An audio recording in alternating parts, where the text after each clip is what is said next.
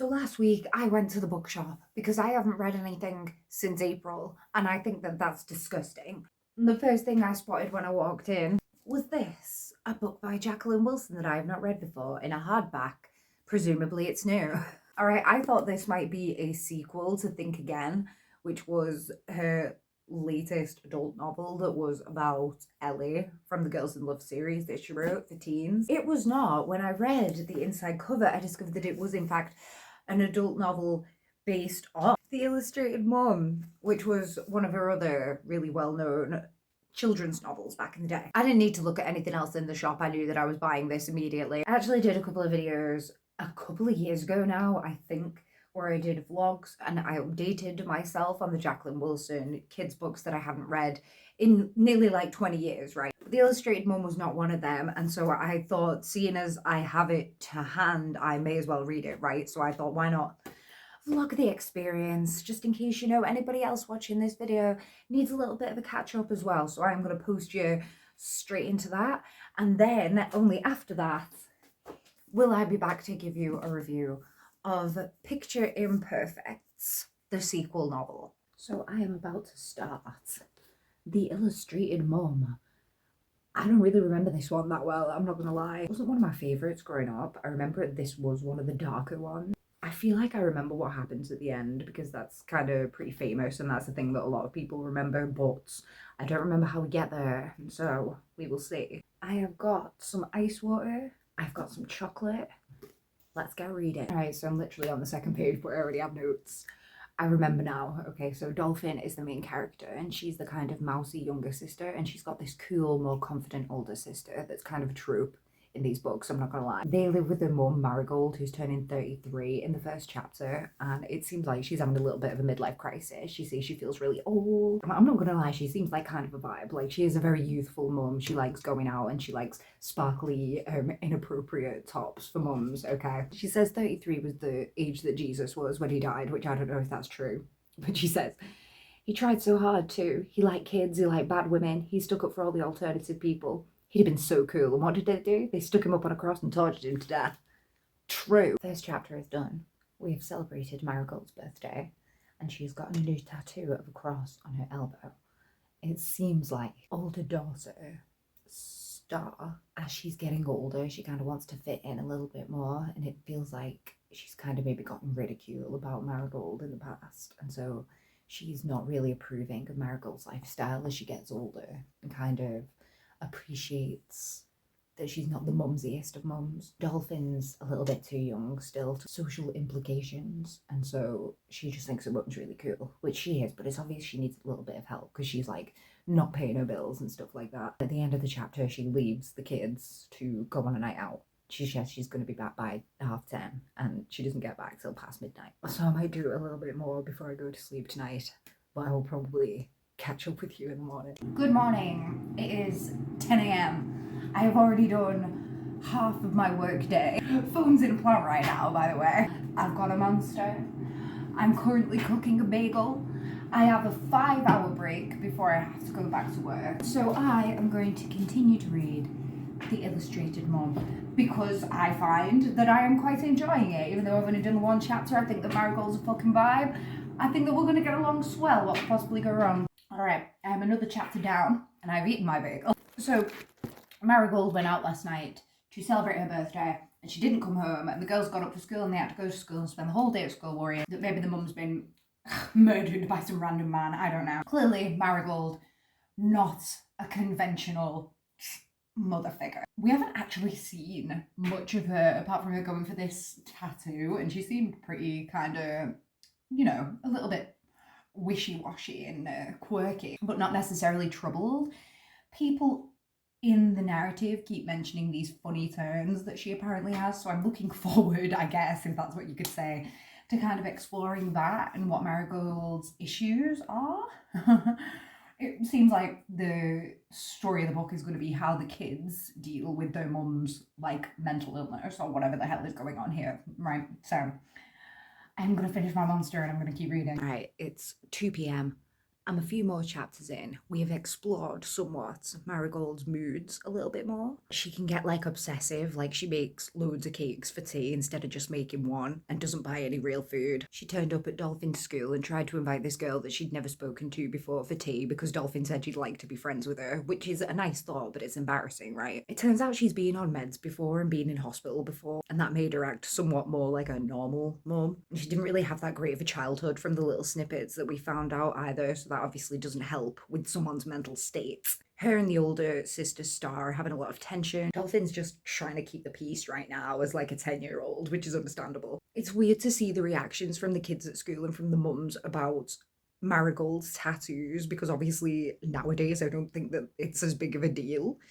But apparently back then it was, and the girl's a proper outcast because her mum's got all these tattoos. Dolphin's kind of getting picked on at school and she goes to the library for solace, and I always love how it's a trope in kids' books that libraries are like these places of power, okay? And she started speaking to this kid who also gets teased in her class, and it seems like those two are gonna have a little friendship, which is nice. Meanwhile, Marigold has got like obsessive in her head about Star's dad, Mickey, who she always mentions, and I feel like it's like, has she even seen him since Star was conceived and Star's a teenager now? I don't know. But she saw this concert was on that's his favourite band and it's like a reunion concert. And I guess she's got it in her head that she's going to meet him there, right? So she's got tickets and she's going to go to this concert to see if she can find Star's dad, I guess. So I have to go to work now. I'm going to have to make myself look a little bit more presentable. I might get a little bit more reading done while I'm there. So I will update everybody later. Good evening. It's 9:30. I've not long since got home from work. I'm waiting on a burger and I have done some reading. I'm actually like more than halfway through the book now. I have smashed it, to be fair. Congratulations, me. So I left off and I was really critical of the fact that Marigold was going to this concert to find Star's dad, and then she actually fucking did. She ends up with this guy who she hasn't seen since Star was conceived, which was 13 years ago. Apparently they were only together for a few weeks, and she just randomly fucking finds him at a concert. So I guess, yes, there is magic in the world, I will admit. It's really nice because the older sister, Star, gets to meet her dad and like spend time with her dad and be a kid, because he actually kind of has his shit together, I guess, and he takes them all on a nice day out and he gets to know her and he's there for her now that he knows that he has a kid, which is really nice because she's kind of had to be the grown-up in the relationship with Marigold. But on this nice day out that they all have, it's very obvious that the guy, Mickey, is only there for Star, and he's not there to start a relationship with Marigold again, right? And that's kind of what Marigold is thinking, because she thinks it's this big romantic thing and this magical thing that has happened, and obviously Mickey's going to want to be with her and look after her two kids. Unfortunately, that's not what happens, and she kind of makes a little bit of a tit of herself, not majorly on this day out, but it really made me feel really sorry for her. She just really comes across as somebody who never really grew up, and obviously somebody who can't handle her emotions very well. I really feel for her and identify with that, to be honest. Star goes to spend the night with her dad and Marigold isn't invited. She tries to take Dolphin. Dolphin refuses to go because Marigold's so upset, but then she's left to deal with Marigold's moods by herself, and it's actually quite scary. Marigold gets shouty and stuff, and then she decides that they're going to go to Brighton and they're going to find Star and Mickey, even though it's revealed that Mickey has another girlfriend that he's been with for like 2 years. Marigold's like, who cares? We'll get fucking rid of her. It's very clear that although Marigold's flights of fancy can be fun for the kids, right, she doesn't provide a stable environment for them. It's very clear that she needs help. You know, maybe some therapy, maybe some medication, maybe a combination of the two. That's obvious to us as an audience, but it's also very obvious that Marigold cares deeply about her children and that she loves them, and that she's not doing the things that she does on purpose, I guess. And so I got just as defensive as Dolphin does in the narrative when it turns out that Mickey is suggesting to Star that the kids should come and live with him and they should send Marigold off to get help. Marigold hears all of this, and at the moment in the book she is trying to pretend to be normal, so we will see how that goes. I'm actually really enjoying this one. I feel like it's not quite as fraught as some of the others that I updated myself on a couple of years ago. Well, there's definitely a lot going on, and I feel like it's building to a very upsetting climax. In fact, I've just remembered exactly where it's going, even though I still don't know exactly how we get there. So that's, yeah. On a more positive note, Dolphin's friendship with Owlie from school has been developing really nicely. They're spending some time together in the library. He wants to come over and meet her mum because he thinks her mum's tattoos are really cool. He seems to be one of the only people in the world who agree with Dolphin on that fact. She relates to Owlie because his mum and dad got a divorce and his mum now gets these migraines and apparently like she cries a lot. We, as readers can understand that his mum's obviously depressed after having gone through this divorce and his dad getting a new girlfriend, and she's kind of leaning on Owlie Oliver a lot more nowadays to kind of support her, and he's missed out on like going to Legoland and stuff with his dad because his mum has like claimed to have a migraine the day of, and we don't know whether his mum's putting it on or whether she just feels really fucking sad because her son's going to be abandoning her to have a nice time with his dad and his new girlfriend. She just feels like she really needs a little boy at home right now, and it's important also because it shows children who might relate to Dolphin in this situation, whose mums need a little bit more help, that other people's mums have issues too. You're not alone, dude. I think that's kind of it for now, but I'll probably do some more reading after my burger, so I'll probably catch up in a bit. It's the next day. It's actually like 1 p.m. I did some more reading last night, but then when I come home before, I was meant to like do a little catch-up thing and I completely forgot because I just wanted to keep on reading because I'd got to the really juicy bit.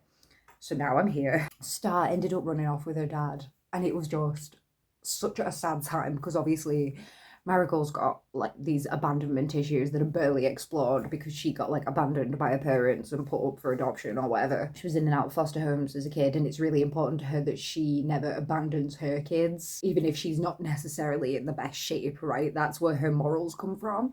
So it's a really big deal and it hurts so much to see her get like abandoned by Star. Kind of left Dolphin to deal with things on her own, and that's very scary, and Mum isn't dealing with it very well, and then essentially she like paints over all her tattoos with white paints. Traumatic, and Dolphin has to ring the ambulance, and now her mum's been taken away. She's kind of lied and said that her dad's going to be back and they believed her for some reason. Now she's at school the next day and it turns out that her mum's probably going to be away for weeks because obviously she's had a mental break and the hospital realised that. Dolphin doesn't know what she's gonna do. So I think I'm gonna basically try and finish this before I go back to work later. I'll catch you up then, I guess. I have an hour until I have to be in work, so I'm currently getting ready. I suspect I am on the last chapter of the illustrated moment, so I just wanted to get my thoughts down before I get to the end and start getting philosophical on everyone. So Dolphin's basically on her own in the world right now, okay? And she goes to the only person she can think of, which is a new friend, Owlie, at school. He comes up with the idea of trying to contact her dad, and by some fucking miracle of fate, they actually do end up contacting him. They bunk off school and go and find him at the swimming pool where he works. He actually takes the fact that he has a daughter quite well. It turns out that he knew that Marigold was pregnant before she ran away, so he'd kind of always suspected that this was going to happen one day. So he takes it in stride and he kind of goes to the social services and tries to sort out Dolphin coming to him, even though this is what Dolphin fears the most, okay? It's funny because Dolphin obviously just wants this guy, her dad, Michael, to turn around and whisk her away the way that Mickey did with Star. We know as adults that that's not the proper way to handle things, but it feels like an injustice to Dolphin, and maybe in time she will come to learn that her dad went about things in the right way, right? This is actually something that I might come to learn because, as we know, we have the sequel book now. So obviously Dolphin has been put into foster care for a little bit, but her dad seems to be a stand-up guy and he's coming to visit and he's coming to take her to see her mum at the hospital. There's this really like sad scene, okay, where Michael, Dolphin's dad, leans over to Marigold in the hospital and he says that he hopes they can be friends. And it's kind of hinted at that he was really, really in love with her and she just didn't feel the same way about him. In fact, the only reason she dated him is because he had the same name as Mickey, which is crazy. Really stand-up thing of him to do, really, to take on this daughter that he had no idea where she even was or if she was even a daughter or a son for so many years. That he takes all this complicated shit in his stride and comes through for the kid, but also is, like, just willing to be there for Marigold as well, I guess, because it's the right thing to do. And he's got like a wife and daughters of his own, so it's not like he's doing it for some weird ulterior motive where he's still in love with her mom or anything. It just made me really, really sad. I feel like I have had such sympathy for Marigold this entire book, and I felt really sorry for Michael, Dolphin's dad, in this scene as well. In the scene after Marigold heard what Mickey was saying about her on the phone, Star's dad, where he said she was crazy and he was going to try and take the girls away from her. There was this scene where she'd bought Dolphin a load of new pens and she was just sat drinking in her chair alone, and I was thinking about some of the times, you know, when I felt really low in my life, and I don't have any fucking kids, right? So if I just want to stay in bed for days on end, I can do that, right? I can do that because it's not affecting anybody but myself. But like, just thinking about Marigold sitting there feeling the worst you could possibly feel, right? And also having like this small human rely on her. It's just this whole other extra burden that I feel like I've never truly understood, right? And Jacqueline Wilson has made me feel that. Like, made me truly appreciate the mums, right? Okay, can we get a fucking round of applause for the mums, guys? Also been a little bit more exploration of Owlie's mum, although obviously that's pushed to the side in the wake of Dolphin's own family trauma. But she's definitely going through some shit. She can't even get it together to sort Owlie a haircut appointment out. She's obviously struggling, but Owlie just sees it as her being selfish. I always really admire how well Jacqueline Wilson can write kids and just the way that they see the world. So I'm going to try and get the last chapter down before I go to work and hopefully start the new book even. Let's go. I'm finished and I've got more than half an hour to go. So I'm going to quickly wrap up and then I'm going to get ready and I'm going to take the new book to work with me just in case I get the chance to get any reading done, which is not likely, but there is always hope. So the last chapter of the book, Star obviously gets taken away from Mickey and gets put into the same foster home as Dolphin, because obviously she can't just go and live with this random man who she's never met before in her life. It seems like there's been some tension between the two of them because obviously Star's been acting out because she's been worried about the fact she can't get in touch with her mum or with Dolphin. They go to visit their mum in the hospital and it seems like she's on the mend. And then the book just kind of ends randomly, as Jacqueline Wilson books are wont to do. I do appreciate the fact that it ends on a positive note, but it doesn't end with Marigold being fixed. Because, like, the book has confirmed that she's got manic depression. Obviously, that's not something that just can be easily fixed for a nice conclusion to the end of a book, unfortunately. So it's realistic in that sense, and that's something that I will always praise Jacqueline Wilson for, is her realism. So I really, really did enjoy this one. Reading it now, I really appreciate the fact that there is a sequel and that I can go and read it, because there are a lot of questions unanswered. Like, Marigold actually mentions her mum. She's done some talking therapy and she mentions that she hated her mum. I didn't know whether she'd actually ever met her mum. I didn't know whether she just grew up in the foster system or what. So she mentions that her mum was kind of horrible to her and she hated her. She realised that she's done some of those same things that she hated her mum for to her kids, and she thinks that they must hate her as well. And obviously it ends all wholesome, with telling the mum that they love her and stuff, obviously. But it brings up this question of, oh, you know, mental illness is hereditary. Maybe Marigold got it from her mum. Maybe in the sequel we're going to explore if one of the girls is also experiencing some symptoms. Maybe, and we don't know. There's whether or not Dolphin is going to go on to have a relationship with her dad. The question of what's going to happen with Star and Mickey. My dog's scratching right now. I don't know. I've completely blocked this out because he's so annoying with it. So sorry if you could hear that. And then there's Owlie as well. Like, he's this cute little kid from school. I would like to know what happens to him also. I feel sorry for anybody who's had all these burning questions for all this time, because I don't really remember this one as much. I think that's kind of it, to be honest. I'm going to do a more serious review of the new one, because I feel like that's more appropriate or whatever. So I will see you then. I'm gonna go to work. Woo! Please note that the following section will contain spoilers for Picture Imperfect by Jacqueline Wilson. The way that I like to do my reviews is I like to go through the plot and talk about specific points and themes and stuff that occur throughout the novel in order to really get into a meaty analysis of why I enjoyed or didn't enjoy this book. And then at the end I'll give a more comprehensive overall review to get all my points down so everybody really understands what I'm saying out here. Without further ado, let's get into it. So the story again follows Dolphin, but now she's a fully grown adult. We quickly find out that Marigold didn't stick to a recovery plan, and so Dolphin and Star's childhood was kind of just as tumultuous as a small glimpse that we saw in the original book. In fact, arguably she's a little bit worse. It seems that she's more delusional nowadays. She doesn't like taking her meds all of the time, and she might possibly be on hard drugs. She's got a really unhelpful boyfriend. Dolphin is the only person left to take care of Marigold because Star has basically quickly ran off to Scotland to become a doctor, marry a doctor, and have this perfect little blonde baby. She doesn't really want to have Marigold involved in her life anymore. It's very obvious from the beginning that Star feels she's done her shift. She didn't really get to have a childhood because she was looking after Marigold all the time, and so now she's taken her adulthood for herself.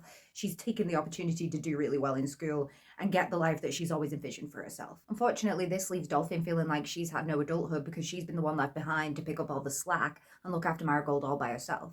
The girls kind of admit as much when they have a confrontation about halfway through. It's a theme that's explored all the way through the book. And I think it's a complicated one because Dolphin obviously feels like Star's abandoned her. Star feels like Dolphin is choosing not to take her life into her own hands and leave Marigold to her own devices. Whereas Dolphin obviously sees it as like this duty and responsibility to her mother, the person who gave birth to her, right? And neither of them are technically wrong. If Dolphin were to go out and choose to live her own life and leave Marigold behind, it's not like anybody could technically blame her. Well, some people would probably blame her. It's a complicated issue, and I appreciate that Jacqueline Wilson tried to see it from all sides here. So Dolphin's 33, which is notably the same age as Marigold was turning in the original book.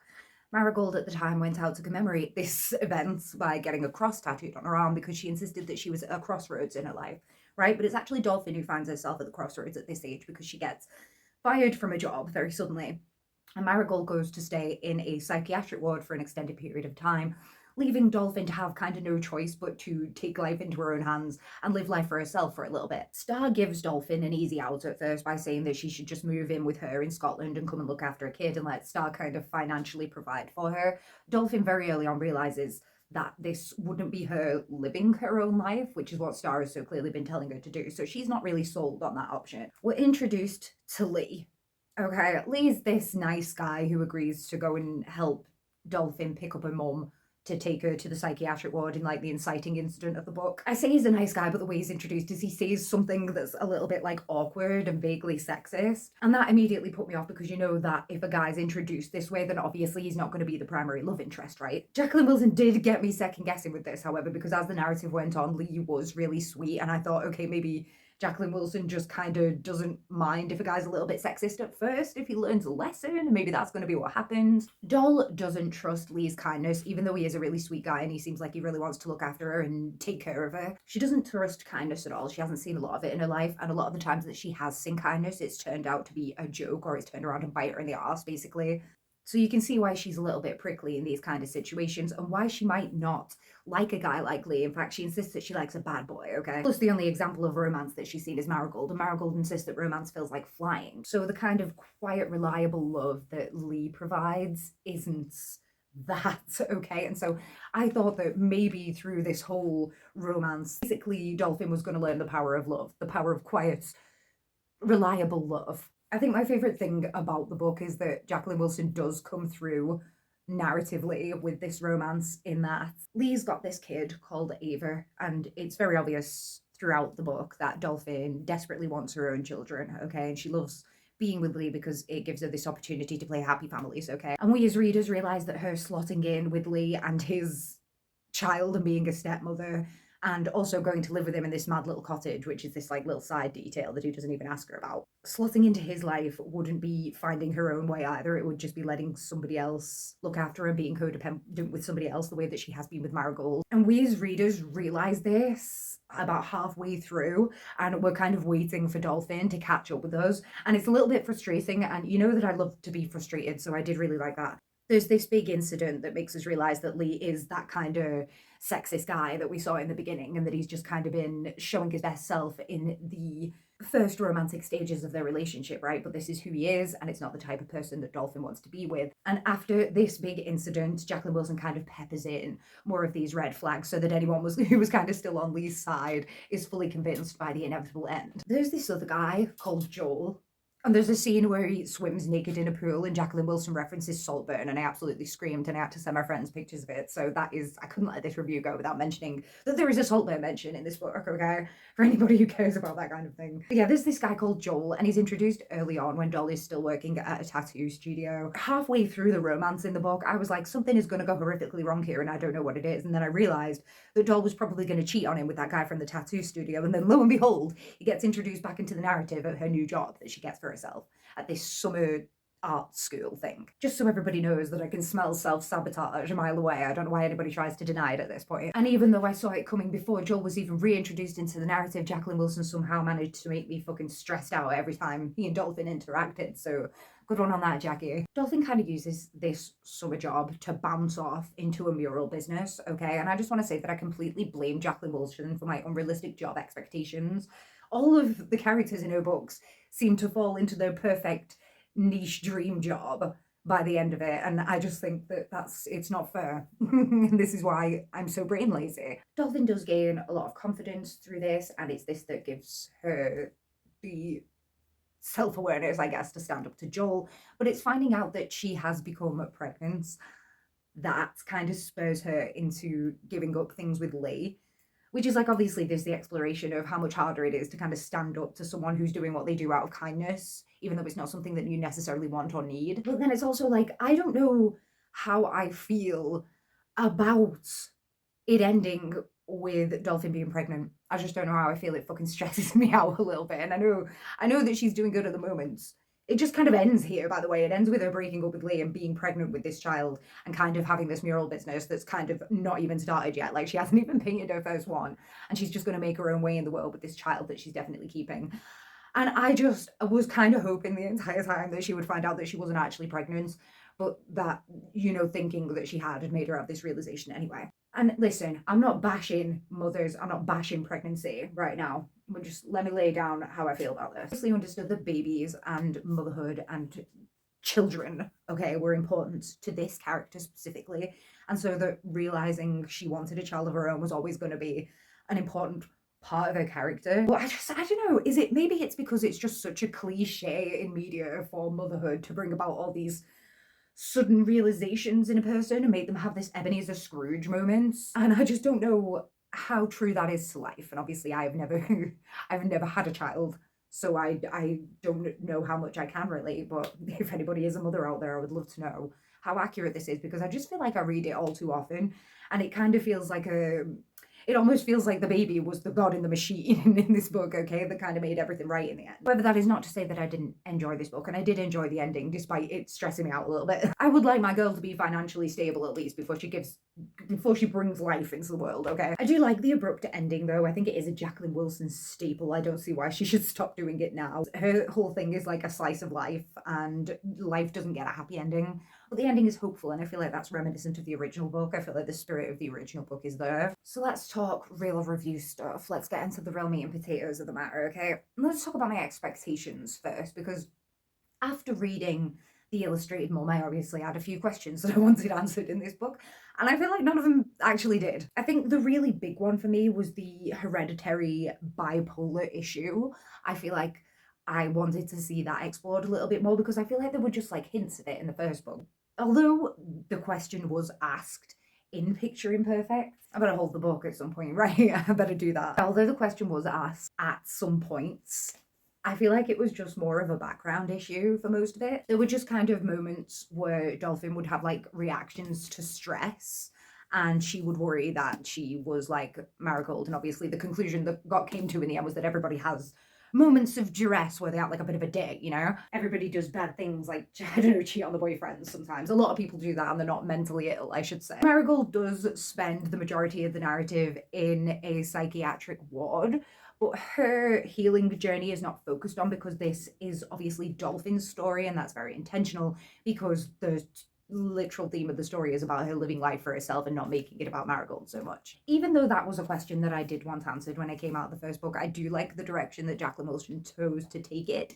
She explored other ways that Dolphin is like Marigold, both good and bad, okay? I've also said about her reacting to stress like a bit of a dick and cheating on her boyfriend, but she's also arty, and she's got this childish spirit that makes her good with kids, and also just really interesting as a person and someone I would want to be friends with. Her relationship with Joel and Lee is reminiscent of Marigold's relationship with Mickey and Michael from the first book. Regardless of all of my expectations, I really, really enjoyed this book. I would really recommend that you read it. Me talking about it for 20 minutes is just really not going to be comparable to actually going and enjoying it for yourself. I really feel like Dolphin is a great character. She really felt like well-rounded and like a real person. I really liked watching her gain confidence as the story went on. It really felt like she grew. It really felt like she went on a journey. Like I said, even though the B romance was expected, it was still exactly as stressful as it was meant to be. It did exactly what it was meant to do, so I can't complain about it. I like the fact that Wilson did a fucking bait and switch on me with the A romance, okay? I like the fact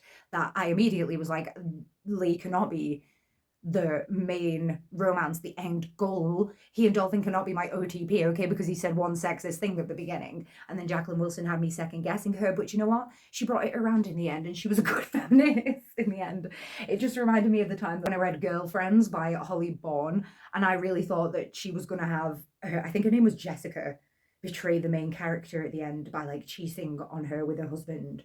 And I really thought that she was going to do me like that, and she was going to upset me in that way and do girls like that, and she didn't. And it's the same thing with Jacqueline Wilson in this one. Girlfriends by Holly Bourne, by the way, great book. If you enjoyed this one, I'm sure you'll enjoy that. So I think the real theme of this book is one that is continued from the first book and was Dolphin's real main gripe as a child, and obviously something that she would be discussing in therapy if she had therapy in the second book.